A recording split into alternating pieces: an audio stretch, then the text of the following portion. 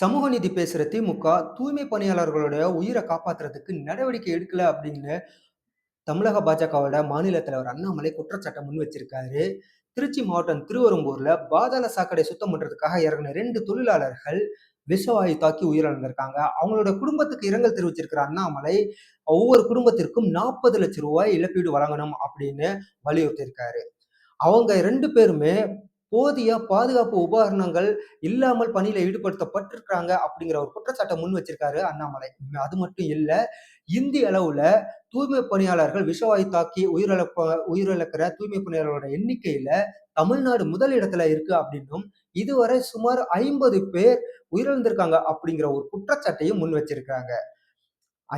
Chennai IIT மாணவர்கள் ஹெமோஷெப் அப்புறம் ஷிப்பாய் அப்படிங்கிற 2 ரோபோக்கள இந்த தூய்மை பணிக்கு பயன்படுத்துறதுக்காக கண்டுபிடிச்சிருக்கிறதாவும், ஆனா இது போல ரோபோக்கள கொண்டுட்டு வந்து பயன்படுத்துறதுக்கு அரசு எந்தவித நடவடிக்கை எடுக்கல அப்படிங்கிற ஒரு குற்றச்சாட்டையும் முன் வச்சிருக்காங்க.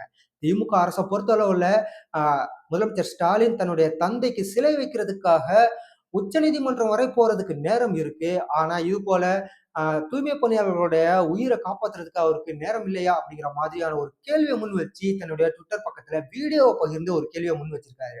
இனிமேலாவது தூய்மை பணியாளர்களுடைய உயிர பாதுகாக்கிறதுக்கு உரிய உபகரணங்களை இந்த அரசு தருமா? அப்படிங்கிற ஒரு கேள்வியையும் முன் வச்சிருக்காரு.